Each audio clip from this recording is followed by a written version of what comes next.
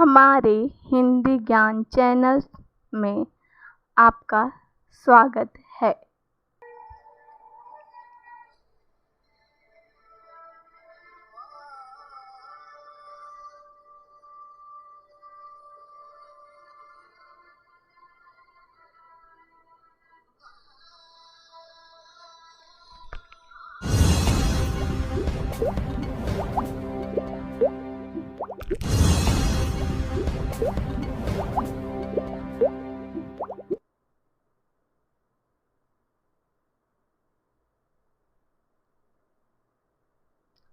आज हम पढ़ेंगे कबीरदास की साखियाँ। ये है हमारा बसंत का चैप्टर 9 कबीर की साखियाँ। तो हम देखते हैं कबीरदास जी कौन थे। कबीरदास जी का जन्म 1455 संवत सन 1398 में हुआ था। कहा जाता है कि इनका जन्म बनारस में हुआ था। ये एक ब्राह्मणी के गर्भ से पैदा हुए थे जो कि विधवा थी और उन्होंने लोक लाज के भय के कारण इनको त्याग दिया। इनको एक जुलाहा दंपत्ति ने गोद ले लिया जिनका नाम था नीरू और नेमा, और वही नीरू और नेमा इनके माता पिता कहलाए। नीरू नीमा जो थे वो जुलाहा जाति के थे और ये जबकि इनकी जो रियल मदर थी वो एक ब्राह्मण थी और इनको पालने पोसने वाले जो मदर और फादर थे वो एक जुलाहा दंपत्ति थे। जो कबीरदास जी थे वह एक बहुत बड़े समाज सुधारक थे। ना वो मुस्लिम की बातें करते थे ना वो हिंदू की बातें करते थे। दोनों में, हिंदू मुस्लिम में जो भी बुराइयां थीं वो उन्होंने दोनों पर ही प्रहार किया है। उन्होंने किसी एक जाति या किसी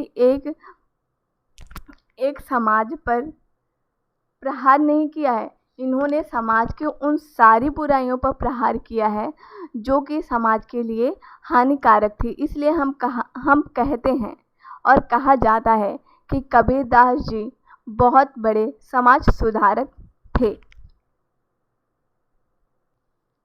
इन्होंने जाति पाति का खंडन किया। अंधविश्वास पे ये कभी भरोसा नहीं करते थे। अंधविश्वास पर भी इन्होंने करारा प्रहार किया है। ये एक निर्गुण भक्त कवि थे। निर्गुण का अर्थात यहाँ पे ये होता है जो कि मूर्ति वाले भगवान की पूजा नहीं करते, बल्कि ये कहते हैं कि जो भगवान होते हैं हम उनको मन से पूजा करते हैं। हमारे जो आराध्य देवता हैं उनको मन से पूजना चाहिए, ना कि दिखावा करना चाहिए। ये मंदिर जाना और मस्जिद जाने का विरोध करते हैं और इन्होंने समाज की सारी कुरीतियों पे प्रहार किया है। इसलिए समाज के, चाहे वो हिंदू हो चाहे मुस्लिम हो, सभी ने इनको अपनाया है।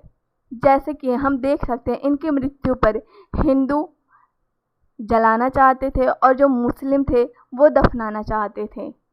लेकिन कहा जाता है कि इनकी लाश को, अर्थात इनकी अर्थी को, जब हिंदू मुस्लिम में लड़ाई हो रही थी कि हम दफनाएंगे या हम जलाएंगे, तो इनकी जो अर्थी थी वहाँ पे जब देखा लोगों ने तो इनका शरीर वहाँ पे नहीं था। मतलब इनका पार्थिव शरीर वहाँ पे नहीं था। वहाँ पे फूल पाया गया जिसमें कि आधा हिंदू ने ले लिया और आधा मुस्लिम ने ले लिया। तो इसलिए हम कह सकते हैं कबीरदास जी एक ऐसे समाज सुधारक थे जिसके लिए हिंदू मुस्लिम सभी जिसको अपनाना चाहते थे। तो अब हम देखते हैं कि कबीरदास जी ने अपनी साखियाँ में क्या कहा है। कबीरदास जी के कबीर की साखियाँ शीर्षक में 5 साखियाँ संकलित हैं जो कि नीतिपरक हैं। इन साखियों में ज्ञान की महिमा, बाह्य आडंबरों का विरोध, मनुष्य के संयमपूर्ण व्यवहार करने, मन का घमंड त्यागने और निर्मल स्वभाव बनाने पर बल दिया गया है।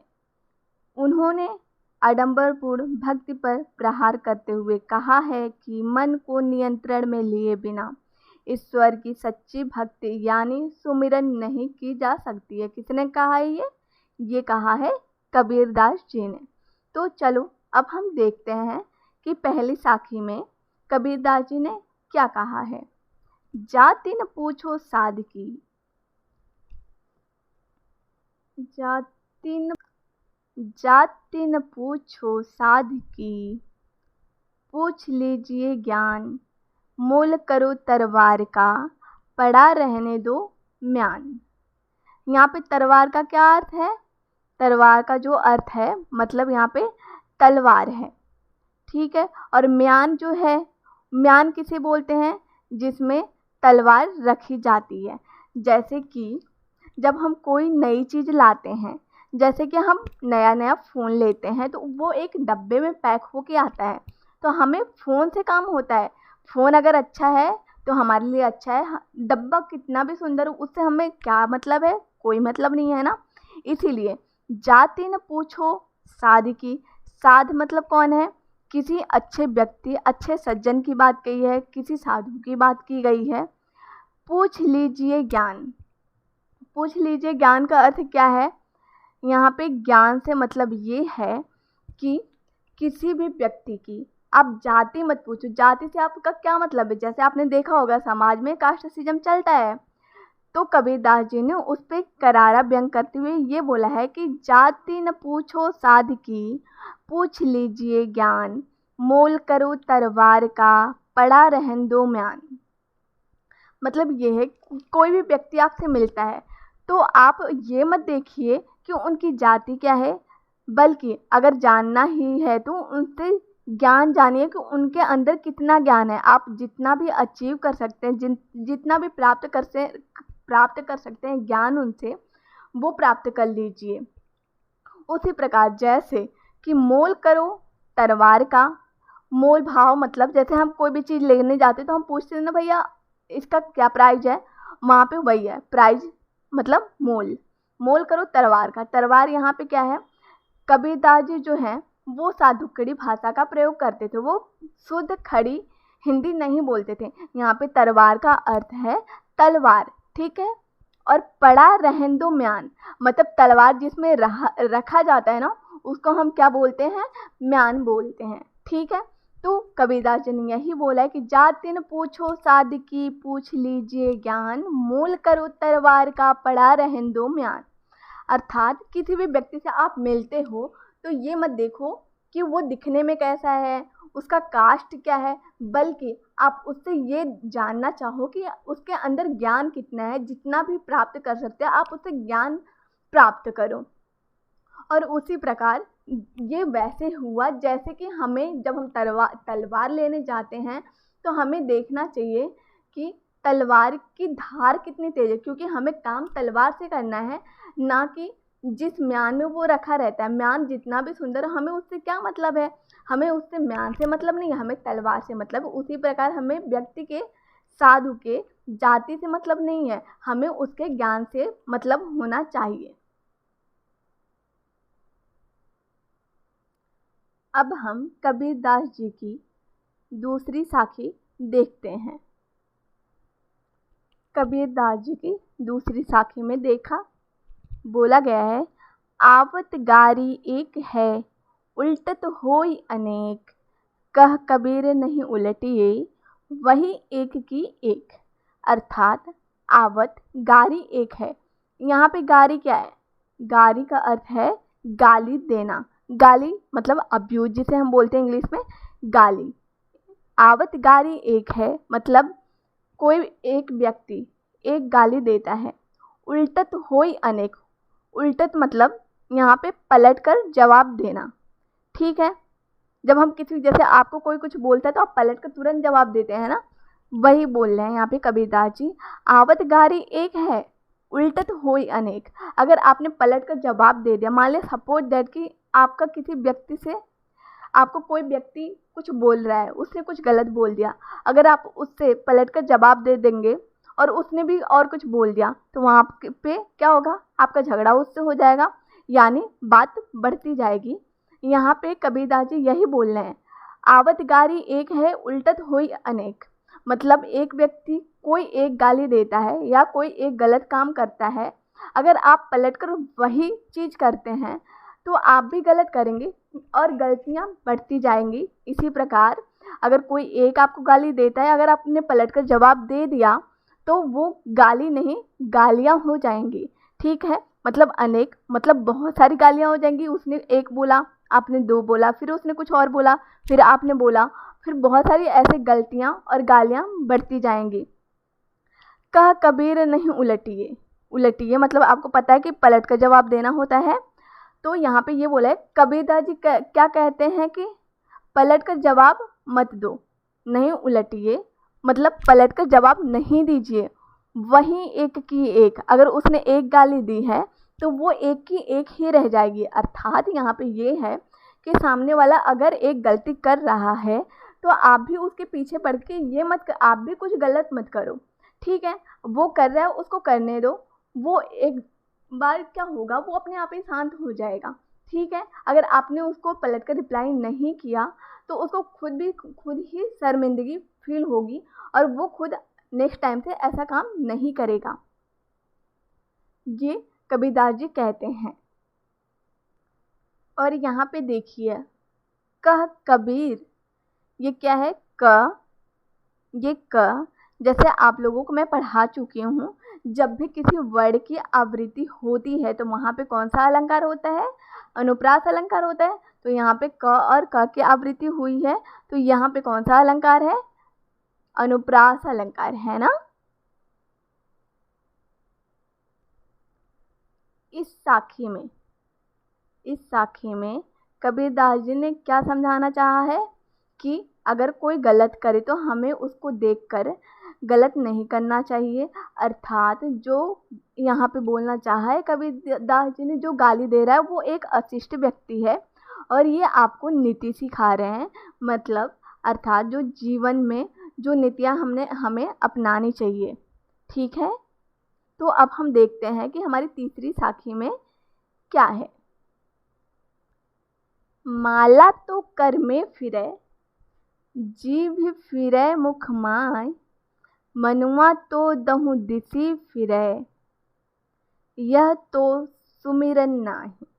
यहाँ पे कबीरदास जी क्या बोलते हैं, माला तो कर में, कर मतलब क्या है, यहाँ पे हाथ है, जीभ फिरे मुख माही, मुख मतलब हमारा जो मुख है, हमारा जो मुंह है, और जीभ मतलब हमारा जो जिह्वा। हम मतलब कि यहाँ पे कबीरदास जी ये बोलते हैं कि जो साधु संत लोग होते हैं, जो दिखावा करने वाले होते हैं, जो एक्चुअली में साधु संत या सज्जन व्यक्ति होता है वो कभी दिखावा नहीं करता है। जो ढोंग करते हैं लोगों के सामने सिर्फ अपनी ज़िंदगी चलाने के लिए या फिर दिखावा करते हैं, ठीक है, उनके लिए ये चीज़ कहा गया है कि वो क्या करते हैं, हाथों में माला ले लेते हैं, फेरते रहते हैं। जैसे आपने कभी देखा होगा किसी रास्ते पे या किसी मंदिर में राम राम करते रहते हैं, लेकिन वो एक्चुअली में सज्जन व्यक्ति नहीं होते, वो एक्चुअली में साधु व्यक्ति नहीं होते। क्योंकि अगर आप सच में भगवान को याद करते हैं, भगवान की पूजा करते हैं, प्रार्थना करते हैं, तो आपको किसी की दिखावा करने की ज़रूरत नहीं है, आपको हाथों में माला फेरने की ज़रूरत नहीं है। जैसे यहाँ पे लिखा है, माला तो कर में फिरे, जीभ फिरे मुख माही, मनुआ तो दहु दिस। मनुआ मतलब क्या है, मनुआ मतलब मन है, दहु मतलब क्या है, दहु मतलब 10, 10 मतलब, और दिशा मतलब क्या है, डायरेक्शन, डायरेक्शन मतलब क्या है, दिशा मतलब। ठीक है, यहाँ पे मनुआ तो दहु दिस फिरे, फिरे मतलब क्या होता है, चंचल है, इधर उधर फिर रहा है, कभी इधर सोच रहा है कभी उधर सोच रहा है, यह तो सुमिरन ना है, मतलब यह तो ईश्वर भक्ति नहीं है। अर्थात कहने का अर्थात ये है कि आप क्या कर रहे हैं, हाथ में माला लेके फेर रहे हैं, राम राम कह रहे हैं, लेकिन जो आपका मन है वो एकाग्रचित नहीं है, बल्कि वह दसों दिशाओं में फिर रहा है, कभी इधर कभी उधर, बल्कि वो भगवान को याद नहीं कर रहा है, ना ही भगवान पे को देख रहा है। उसके आपके मन मस्तिष्क में कुछ और बातें चल रही हैं, आप किसी के बारे में भला बुरा सोच रहे हैं, लेकिन आपके मन में ऐसा कुछ नहीं है, लेकिन आपके हाथों में माला है और मुख में राम राम है, यह तो सुमिरन नहीं। लेकिन ऐसे जो साधु व्यक्ति होते हैं जो हाथों में माला लेके घूमते हैं और राम राम करते फिरते हैं, लेकिन उनका मन एकाग्रचित अगर नहीं है तो यह सुमिरन भक्ति नहीं होती। यानी सुमिरन मतलब ये ईश्वर भक्ति नहीं होती, ये भगवान का आराधना करना इसका अर्थ नहीं होता है।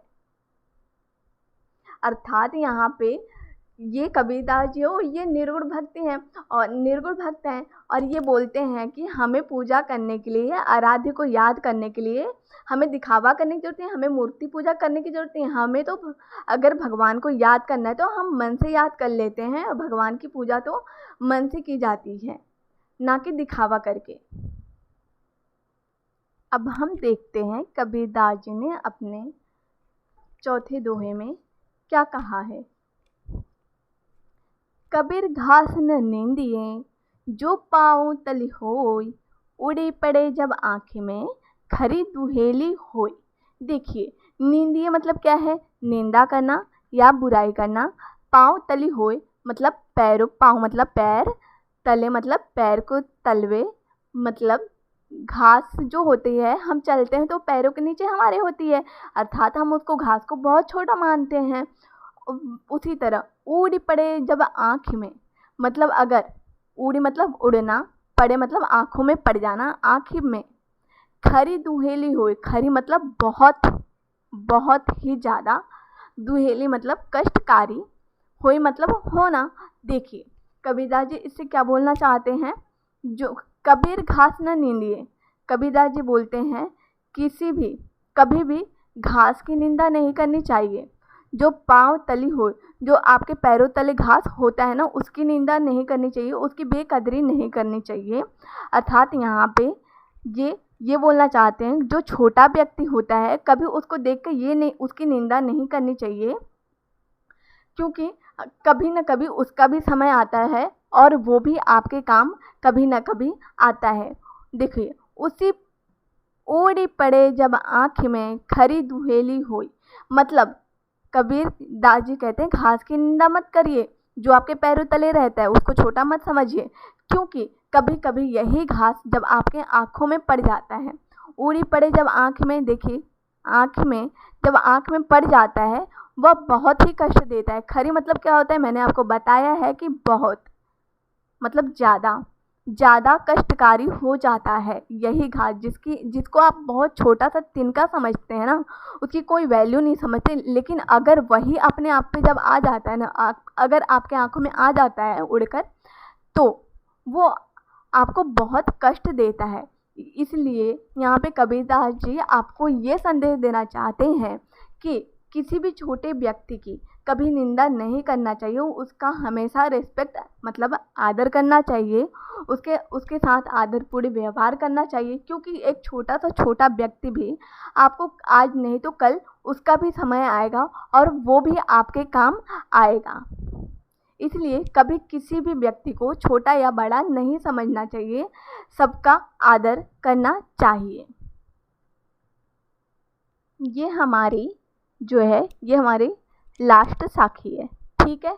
हम देखते हैं, जग में बैरी कोई नहीं, जो मन शीतल होय, या आपा को डार दे, दया करे सब कोई। देखिए मैंने यहाँ पे लिखा है, आपा मतलब क्या होता है, घमंड, ठीक है। शीतल मतलब क्या है, शांत। बैरी मतलब क्या होता है, बैरी मतलब होता है दुश्मन, ठीक है, मतलब जो आपका दुश्मन होता है।